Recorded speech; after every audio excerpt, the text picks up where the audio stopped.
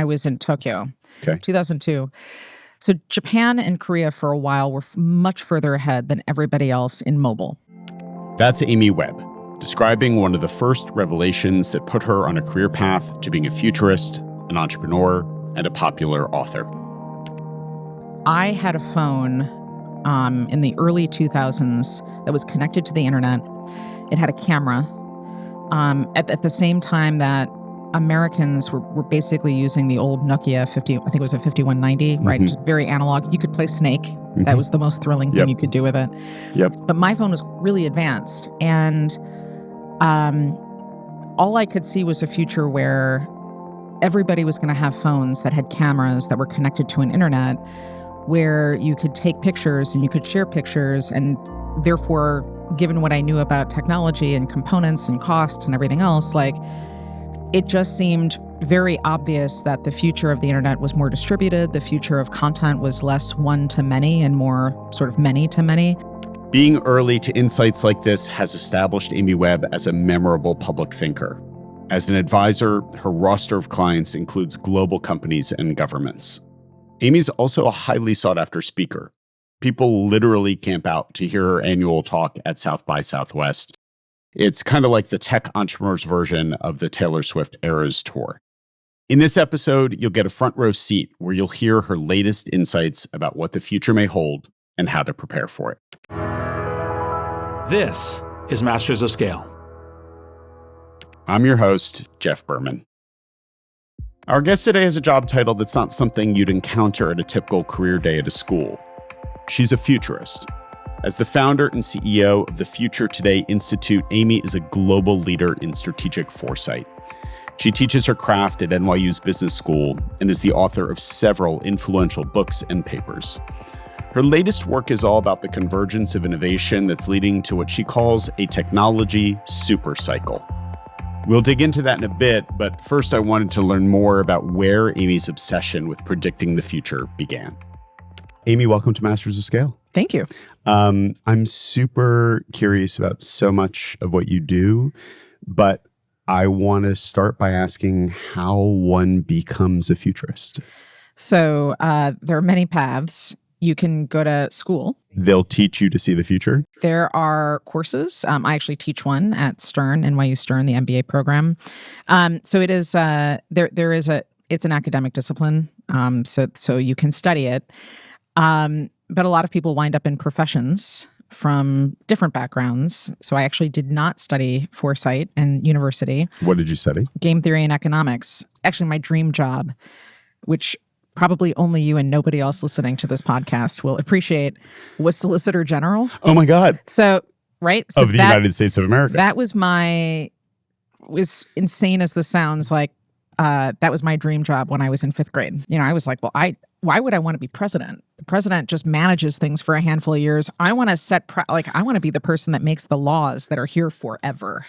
You're like 6 and this is your well, your mission. I was like 10. Yeah. No, but I was like, that's what I'm doing. Wow. So from that point forward, everything was about law school. So what took you from game theory and economics away from law and into the world you're in? So there is this thing called the LSAT. Yes. Which is a fun test that you have to take to get into an American law school. And I got through the first 2 sections without a problem. And as it turns out, I got a perfect score on those 2 sections. Logic games and I think I don't honestly. Doesn't matter. But I blacked out at the start of the 3rd. I'd had a pretty massive panic attack and didn't. It was my first one. I didn't know that's what was happening. You can retake the LSAT, but they average scores. And so I was going to have 2 really good scores and a 0. So I was just like, I'm not going to get into a tier 1 school. I didn't have the pedigree. Like, there was no point. So if I played everything forward, I was going to have to figure out a different way to do what I wanted to do, which was shape the future, which I thought was intellectually stimulating and important and fun. Deeply meaningful work. I just have to figure out a different avenue for it. And so what is the path from there? So I did not have a plan B because this was the only thing that I had ever planned on doing. A professor of mine in college saw me agonizing and said, I can connect you to a tiny town in northern Japan. And if you're willing, you can go work for that town, which I did. I went and I was kind of like the town foreigner. So it's a real thing. Taught some middle school English classes. Yep. I hung out with elderly people. I did some service work. I sat in town hall. Did we speak Japanese? We did not at the beginning. Okay. I put my head down and I learned. Wow. So I did that for a few years. I started stringing for the New York Times and for The Economist. Came back, wound up as a I went to grad school, wound up as a journalist for a little bit. And the type of reporting that I was doing was more data-driven. And ultimately, I got bored and it just wasn't the right fit. It was reporting on what had already happened, but it wasn't an opportunity to play things forward. Amy left the news business and started a new company, the Future Today Institute. We are a organization that just does one thing, and that is strategic foresight. Strategic foresight is a data-driven way of seeing the future for the purpose of making better strategic decisions. So our mission really is to empower businesses, governments to do long-range planning in a way that helps them grow, but also make sure that we all wind up in a good spot. We're also very, very good at disruption, so figuring out where there is risk. And we do that on behalf of organizations all over the world. Yeah. There were never any investors, and I do not look. I come from a very, very modest background. There was no family money whatsoever. For so many of our audience, there's this cold start problem. It's okay. I have the idea, but I don't have the resources personally. I can't afford to go spend a year not taking salary. How did you even figure out who to go talk to, what to ask for? I think this is actually pretty important for this audience. Yeah. I run across so many founders right now and I'm sure you already know what I'm going to say because you're smiling. I run across way too many people whose sole desire is to exit. And if your desire in life is to exit, then you should be doing something else because your motivation is in the wrong spot. And that means you're going to be making decisions that are never in the best interests of the one great thing that must be created. Your motivation is always going to be making a pitch deck, getting to the right VC, getting to the right private equity guy, so that you whatever, so you can get that exit done. That seems to me like a terrible way to go through life. So, among the things that you do to shape public discourse, but also to market your work, is you publish. You have a paper that just came out. Yep. Can you tell us about the paper? Sure. So everybody is talking about artificial intelligence. Really? I'm so happy to hear that. I don't know if you've heard it before. No, it doesn't come up anywhere. Nope. Right. So suddenly, a decade later than they should have been talking about, everybody's finally aware of AI. And they're certainly talking a lot about GPT. There's actually a different GPT that's very important. That GPT is a general purpose technology. And I bring that up because it turns out that artificial intelligence, while important, is actually not the only technology shaping the future. There are two others. And if you were to look at each one in a silo, you could start mapping productivity, you could start mapping impact on GDP and things like that. But most businesses, most governments would discount a lot of what's happening because it feels too far away. So, which is the same story of what happened to AI. So it turns out in the course of our research, artificial intelligence is a general purpose technology, which is defined as something that has a profound and lasting impact on the economy. Steam engine is a general purpose technology. Electricity, the internet. And so artificial intelligence qualifies similarly. Okay. There's two others. It's advanced sensor technology and biotechnology. And if you look at them and the impact and think about them as platforms, we're starting to see some of the same patterns. The reason that all of this matters is because you may not think, you might be an investment banker or have a digital media company and not think biotech has anything at all to do with you. Yeah. It does. But individually, these groupings of technologies, these general purpose technologies aren't important. It's the convergence we discovered that matters. And what's happening is improvements in one begets improvements in the other. So there's this sort of flywheel effect. Before we get into the convergence, I'm going to be Denzel Washington from the movie Philadelphia and ask you to explain the biotech and the sensors as if I'm a 5-year-old. Sure. So advanced sensor technologies is, all the stuff in your phone. We are surrounded by literally millions of sensors. So for as much as everybody was talking about large language models, which you build using publicly available data to train, that only gets you so far. You don't have any behavioral data or real world data.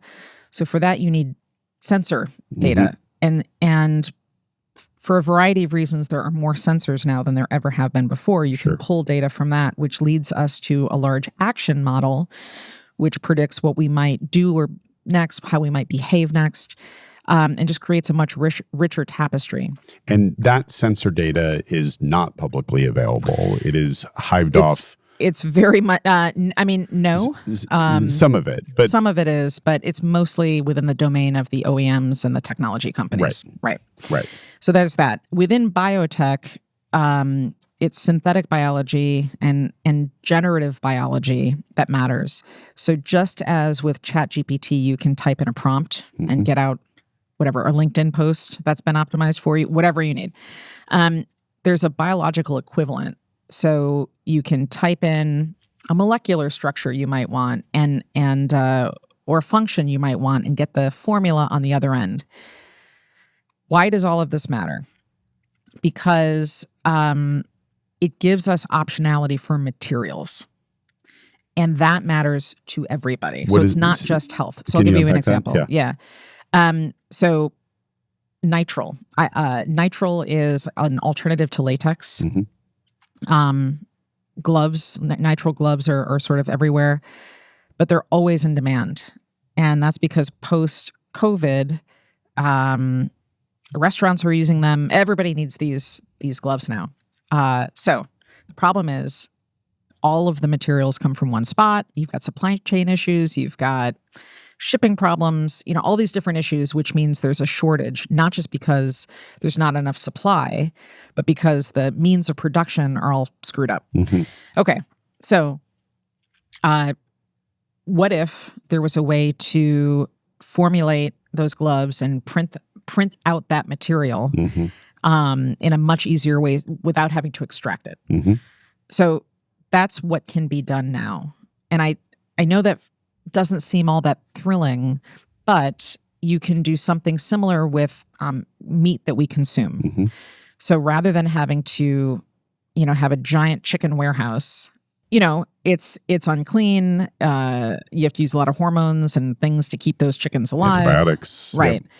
So imagine instead of having to, it's not great for humans. It's definitely not great for the chickens. Or for the environment. So instead, what if you had a small 2-gram tissue sample, and instead of growing chickens, you grew that sample in a bioreactor, which is something like a giant pressure cooker, and yield 250 tons of chicken meat.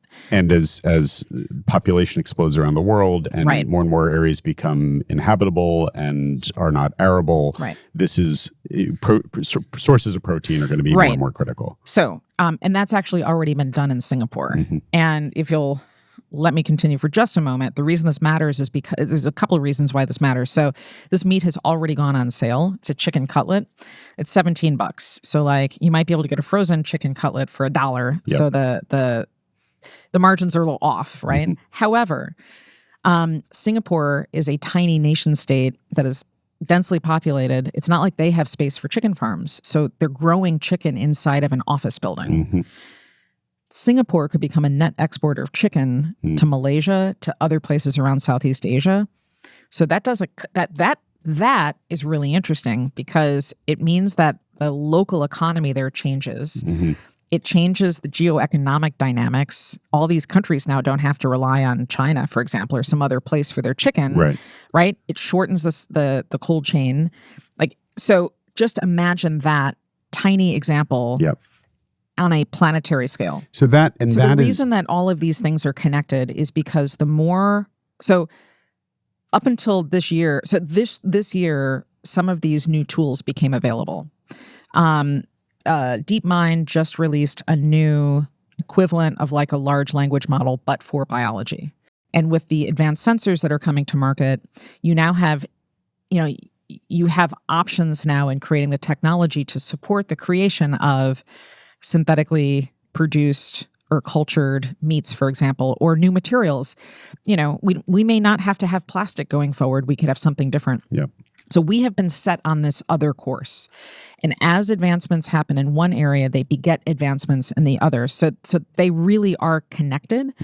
And the convergence is what everybody is missing. What's an example where the sensors come into play as well? The sensor data. Yes, I can use myself as an example. So this will, I'm sure, come as a shock to you. I track everything. No. I am a competitive cyclist. So, and I was also in college after saying I was not a college athlete. I wasn't really like competing for the university that I went to. But back then you were just on a bike and trying to figure out how out of breath you were. Right. Today, I race on gravel and road. Both of my gravel and road bikes are full of sensors. I've got computers on both. Those are connected to heart rate monitors, and I'm looking at my levels while I'm riding. But I also have my coach lives in a different state. Like, we're looking at all of these different data points, and it's not like I'm going to ride the Tour de France. Right.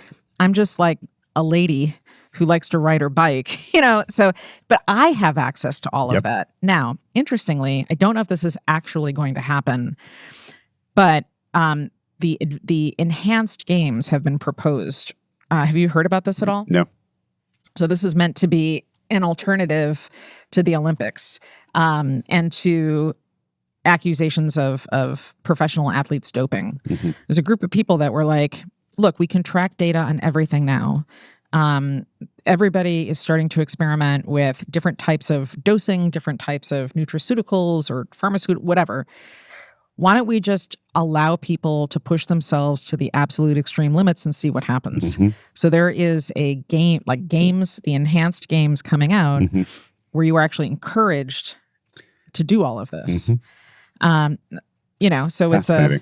Right. But I mean, it is, so that's like a contradiction, right? But in my world, contradictions are very, very important. It's one of the ways that we track signals and start to think about what are trends. And I think it's interesting that is, that's on the horizon. All of these weight loss drugs, like all the GLPs, right? That is also a product of AI and biotechnology. Because they're discovering different uses. So that's another convergence. So I should backtrack a little bit. The work that I do is very much in the commercial sector. So we publish a lot of thought leadership. We make that available for free. I run a very for-profit company, though. And the work that we do is primarily with the world's largest corporations and governments. So we've been looking a lot at health and changes to health for the past several years. Because as this technology super cycle spins up, I think that's one of the places we're going to see the most impact because it's the most vulnerable to disruption. This is the right time for healthcare to really think through, what does growth look like? Where are we vulnerable? How are we going to be disrupted? And for people in the startup space to be looking very carefully at these convergences to start thinking through what the new businesses could be. We have a broad range of audience, a lot of early stage founders, and a lot of people who work at big companies who are or aspire to be entrepreneurs. And I'm imagining them listening to you and going and reading your paper and then trying to figure out, what do I do with this? What's your advice to them about how do they take what you're putting out there and actually make it actionable? So there is a framework that can be used within an organization to start tracking convergences and also to sort of benchmark yourselves. But being aware of the technology super cycle isn't enough. You have to start developing capabilities in foresight. Having the idea isn't enough, because the idea can be wrong or can be influenced by bias or recency, phenomena. You need to make sure that you're heading in a good direction. So for that, it's a matter of tracking signals, knowing the difference between what's a trend and what's trendy, opening yourselves up to uncertainty, which means what are all of the things that you yourself cannot control, your organization can't control. Signals and trends are what we can know. Uncertainties are what we cannot know. And then using that information to map out scenarios. Yeah. And there are a lot of companies out there that make a ton of money, that have been making a ton of money for a long time. They do things the way they do them. They evolve really incrementally. And yes, we know some of those. Right. And you were in it as a journalist, banging your head against the wall. Why won't anyone pay attention to what's coming and even have the conversation? What have you found to be effective in moving leaders who are stuck in the old way of doing things to open the door to your way of thinking? So let's go back to Herman Kahn. So Herman Kahn was early days at Rand Corporation, being tasked with helping advise the U.S. military, it was the Air Force specifically, on how to make decisions during the Cold War. So he had all of this data. And at that point, it was what his colleagues were doing was saying, well, you've got a 90% chance of this and a 20% chance of that. And these were sort of probabilistic mathematical outlooks that bored everybody to tears. Herman Kahn decided to do something different. He imagined what would happen in the aftermath of dropping a nuclear bomb. Not like, here's how the world, like, it'll destroy 20, all these homes and all these people will die. Not that. What would it look like, let's say, a year afterwards? And so he started telling these stories that were so visceral. Every milk carton in every school child's lunch will have a list of how much radiation is in that, milk container, and how much you can, and here's how to keep track, using arithmetic of how much radiation you've had. Your recommended daily allowance. That's right. Of radiation. These were stories that were immediately understandable and relevant to his end consumer, who were military leaders, right? And they were incredibly effective as a result. Let me give you another example of where this is not effective. We've got climate change. As you and I are talking recently, there have been climate related, annual climate COP 20, whatever number we're on right now, 29. For the longest time, we've all been hearing the magic number 1.5 degrees Celsius. The moment that things click over to 1.5 degrees Celsius, we are all doomed. And then it became, I think, 2 degrees Celsius. Question for you. How many Americans know what that is? It's a rounding error. We have a problem, right? Yep. So a lot of people don't know what that is. So let's put aside the fact that nobody in this country knows what that is. Right. The other problem is 1.5 is very small. So if we're talking about there's too much contrast between a tiny number, which seems insignificant, and this absolute catastrophic outcome. Yeah. What if you instead told the story of climate change through the app on your phone? So everybody has a weather app, and you've got sunny, 69, whatever. We've had wildfires in New York City, right? So imagine opening up your web. So imagine telling that story differently. People will understand that. That's a different type of story. So my point is, the way to get past incremental change, and by the way, this does not mean that everybody should drop what you're doing and totally change. You have to create a sense of urgency. But what does it do? what creates that sense of urgency? It has to be immediately relevant to the consumer of that information. Yeah, I mean, what I hear you saying, and it's so obvious as you say it, and yet the coin hadn't dropped for me before, is you also have to be a student of behavioral psychology. So historically in my world of strategic foresight, futurists have put together scenarios that present these interesting, like the future could be really horrible or the future could be really great or here's the future. Awesome. What do I do about this? Yeah. Right? You have to bring it back to, therefore, what am I doing tomorrow morning that's different? Mm-hmm. Ultimately, people want to make decisions and they don't want to be wrong. Right. They want to feel confident that they have made the correct decision. Mm-hmm. And in order, what qualifies as feeling confident these days, you have to come in with data. You've got to, you can't just come in with, I think these things, or here's a couple of headlines I read.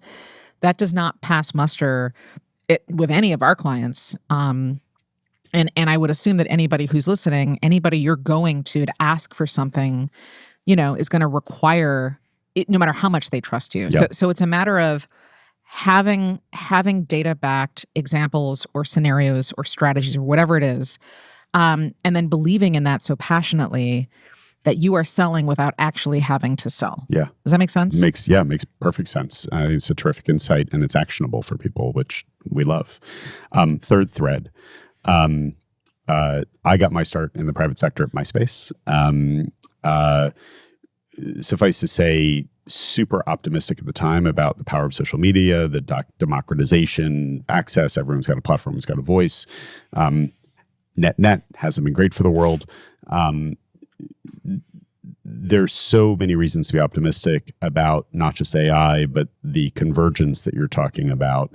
And in the wrong hands, this is dangerous. Mm-hmm. So, and some of those wrong hands are actually well-intentioned, but are going to do things that just have foreseeable consequences. Mm-hmm. What's government's role in regulating this? So this may come as a surprise to you. I don't think regulation is the right way.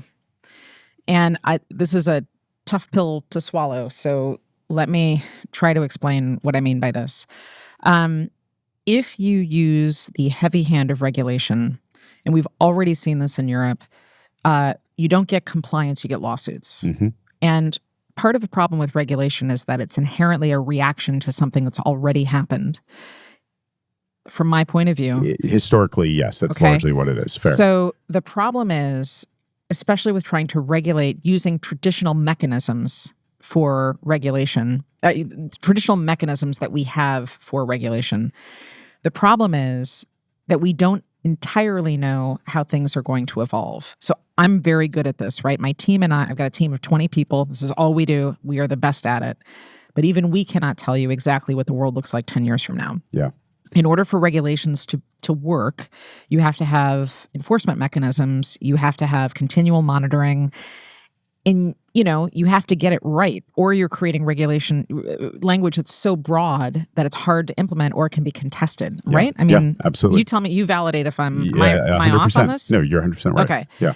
So now we've got AI, which is tricky. Advanced sensors, we've got the CHIPS Act, maybe it'll stay, maybe it'll go, hard to tell.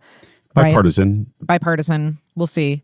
But now we've got generative biology. And biology you can't geofence biology. Right?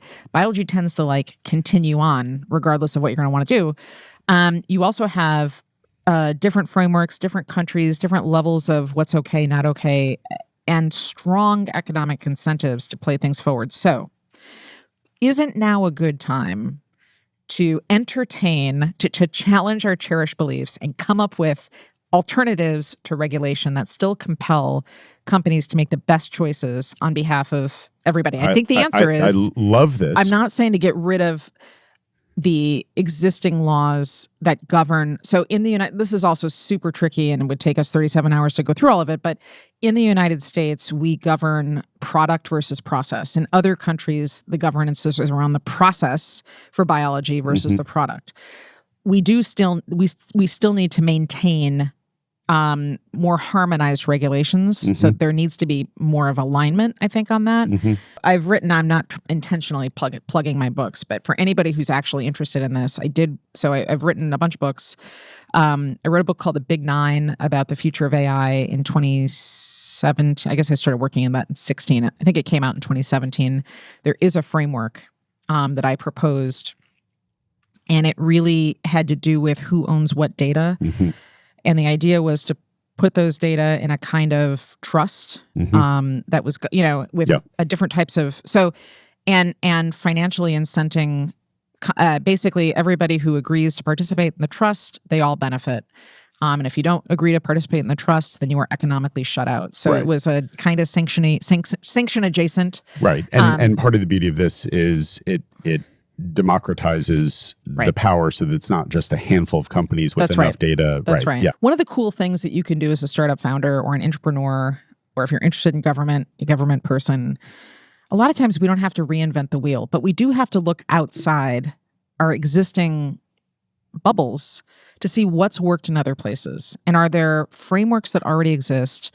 Are there systems in place that could be analogous if tweaked a little bit to what it is that we're doing? And the answer is almost always yes. Sure. The problem is that when people are looking for how to change or grow, they look at their peers, their direct competitive set. They are never looking at their near peers or even theoretical peers, right? Or those who are a couple of clicks away, or looking at totally different industries. Yeah. Which is a huge, huge mistake. Yeah.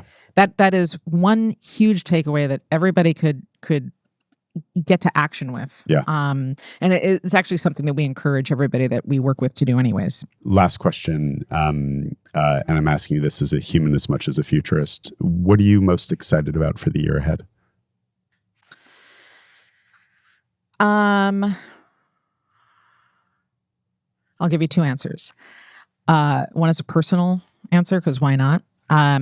I got into something called Unbound, which is a very popular gravel race. Gravel ride in Kansas. And you're absolutely right. So it's a bunch of crazy people, and so I'm doing it. The 100 or the 250 or there's the a 350. 350? No, it's my first at bat on this, so I'm going to do the 50. Good. I do between 50 and 80 miles anyways every weekend, so the distance is not a thing. It's just, I don't know. It's also a ride that's notorious. You can have bad weather. It can be brutal.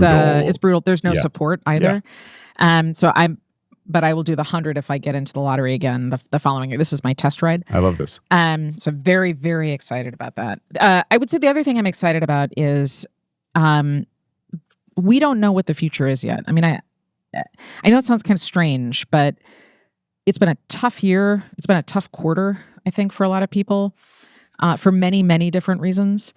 The future is not set in stone. I don't believe in fate or destiny or anything else like that. So the thing that gives me hope and the thing that I'm looking forward to is, in a lot of ways, it's like somebody took the chessboard and shook up all the pieces, and now we get to play a new game.